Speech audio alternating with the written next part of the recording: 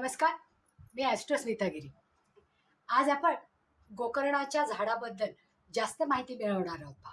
कारण गोकर्ण हे अतिशय पवित्र फूल आहे आणि जे स्वर्गातून निर्मिती झालेलं फूल आहे. गोकर्ण सहजासहजी कुठेही वाढतं पहा, म्हणजे आपल्याला ते सहज उपलब्ध होतं. त्याची निळीभोर फुलं येतात आणि त्याचा आकार गाईच्या कानासारखा असतो. त्याच्यावरनं त्याला गोकर्ण हे नाव पडलेलं आहे. आणि या गोकर्णाच्या फुलांचं वैशिष्ट्य हे आहे की ते एकदम नाजूक आणि सुंदर दिसतात. त्याचा रंगही आकर्षक वेल्वेटसारखा आकर्षक असतो.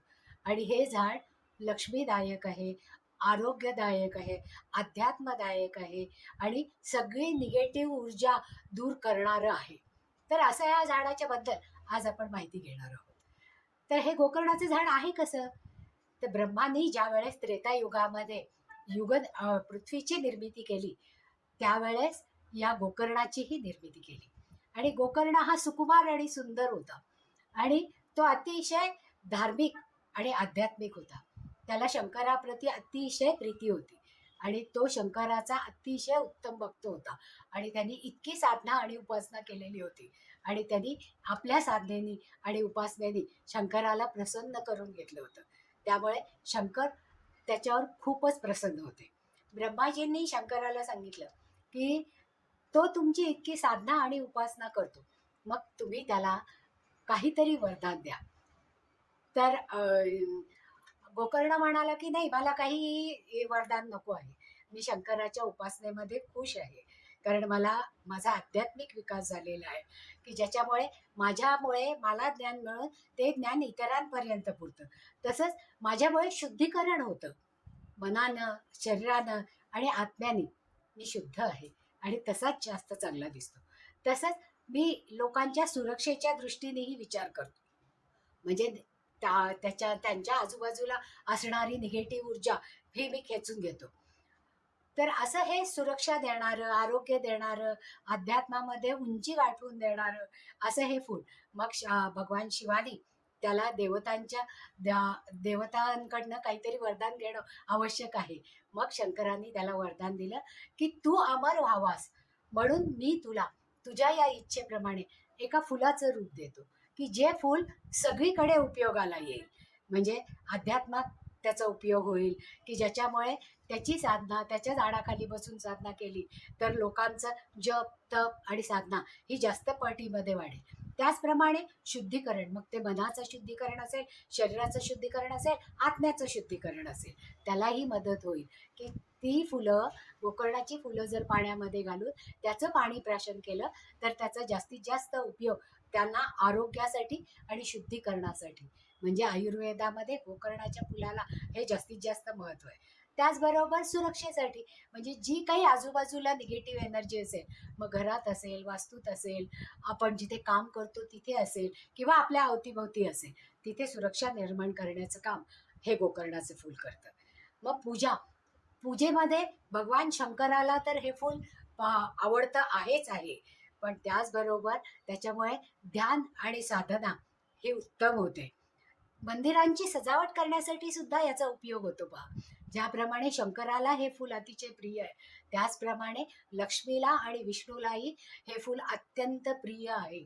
आणि जिथे जिथे गोकर्णाचं झाड असतं तिथे तिथे विष्णू लक्ष्मी हे हजर असतात. म्हणूनच आपण असं म्हणतो की हे लक्ष्मीदायक झाड आहे. आता या गोकर्णामध्ये सफेद गोकर्ण, लाल गोकर्ण, गुलाबी गोकर्ण आणि पिवळा गोकर्ण अशा विविध रंगाची, आणि निळा तर असतो, निळा शंकराला प्रिय आहे. मग असा या विविध रंगाची जी फुलं आहेत त्या सफेद गोकर्णामध्ये पावित्र्य जास्त आहे की ज्याच्यामुळे आध्यात्मिक विकास होतो. पण या इतर रंगाची गोकर्ण हे फार रेअर सापडतात पहा. मग त्याचा उपयोग जास्तीत जास्त साधना, उपासना हे करण्यासाठी होतं. लाल रंगाचा गोकर्ण लक्ष्मीला अतिशय प्रिय आहे पहा. कारण लक्ष्मीला अतिशय लाल रंगाची आवडच आहे. त्याचप्रमाणे शंकराची जी उग्र रूपं आहेत, म्हणजे हनुमान, मारुती आणि काळभैरव, या दोघांनाही ही गोकर्णाची निळी फुलं अत्यंत प्रिय आहेत. त्यांना दुसरं काही वाहण्यापेक्षा जर आपण निळ्या गोकर्णाची फुलं वाहिली तर ते चटकन प्रसन्न होतात. त्याचप्रमाणे पिवळा गोकर्ण हा गुरुतत्वाला मानणारा गोकर्ण आहे पहा. म्हणजे गुरुतत्व जिथे जिथे आहे, दत्तगुरू आहेत किंवा स्वामी समर्थ आहेत, साईबाबा आहेत, अक्कलकोटचे स्वामी आहेत, शंकर महाराज आहेत, या सगळ्यांना हा पिवळा गोकर्ण अत्यंत प्रिय आहे, की ज्याच्यामुळे त्यांच्या भोवती असणारं वातावरण अतिशय सुंदर, आकर्षक आणि ऊर्जावान बनतं. आणि पिवळ्या गोकर्णाने ज्ञान आणि बुद्धीमध्ये जास्त वाढ होते. म्हणून विद्यार्थ्यांना पिवळा गोकर्ण लावायला सांगतात आणि तो गोकर्ण दत्तगुरूंना अर्पण करायला आम्ही सगळेजण सांगत असतो.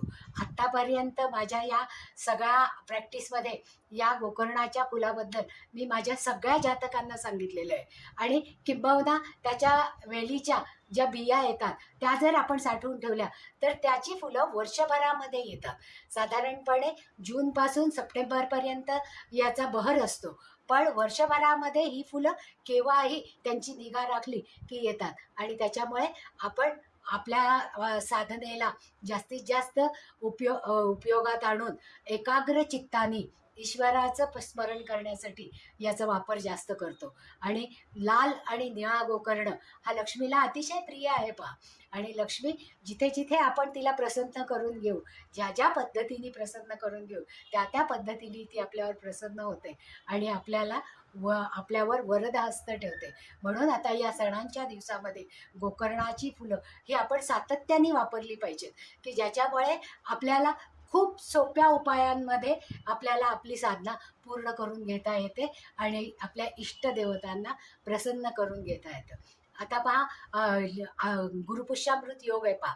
गुरुपुष्यामृत योगामध्ये जर लक्ष्मीची उपासना किंवा श्रीयंत्राची उपासना जर आपण केली या गोकर्णाच्या फुलांनी, तर लक्ष्मी ताबडतोब प्रसन्न होते आणि आपल्यावर ती सदैव प्रसन्न राहून वरदहस्त देते. तरी अशा या गोकर्णाच्या वेलींचा आपल्याला बहुउपयोग होतो. आणि तो जर आवडला असेल तर जरूर त्याच्या शेंगा तुम्ही मिळवा आणि त्याचं झाड आपल्या पूर्वेला, उत्तरेला किंवा ईशान्येला लावलं तर तिथे लक्ष्मी स्थिर होते. पण इतर दिशांनाही जर लावलं तर आपल्याला त्याचा जास्त फायदा होतो. पण या 3 दिशांना, कारण पॉझिटिव्ह एनर्जी सगळ्यात जास्त, कॉस्मिक रेज सगळ्यात जास्त उत्तर, ईशान्य आणि पूर्वेकडून येतात.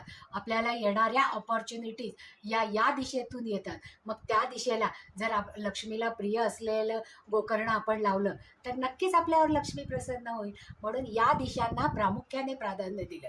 पण याचा अर्थ असा नाही की कुठल्याही दिशेला लावलं तर काही बिघडणार आहे. तर आपल्याकडे जर जागा नसेल तर आपण हे झाड लावणं आवश्यक आहे. मग ते कुठल्याही दिशेत लावलं तर ते तितकंच प्रिय आहे. जितकं देवांना प्रिय आहे तितकंच आपल्यालाही प्रिय आहे. म्हणूनच गोकर्णाच्या झाडाची ही माहिती सगळ्यांपर्यंत पोचवावी यासाठी मी अगदी एकदा फक्त शॉर्ट केला होता. पण आता ही विस्तृत माहिती तुमच्या सगळ्यांपर्यंत पोहोचवली आहे. आवडलं असेल तर लाईक करा, सबस्क्राईब करा आणि तुमच्या मित्रमैत्रिणींनाही शेअर करा, की ज्याच्यामुळे त्यांच्याकडे लक्ष्मी, बुद्धी, आरोग्य, सौंदर्य याचा वास होईल, की ज्याच्यामुळे सगळ्यांनाच, समाजाला त्याचा उपयोग होईल आणि आपण सुखी समृद्धी होऊ. धन्यवाद.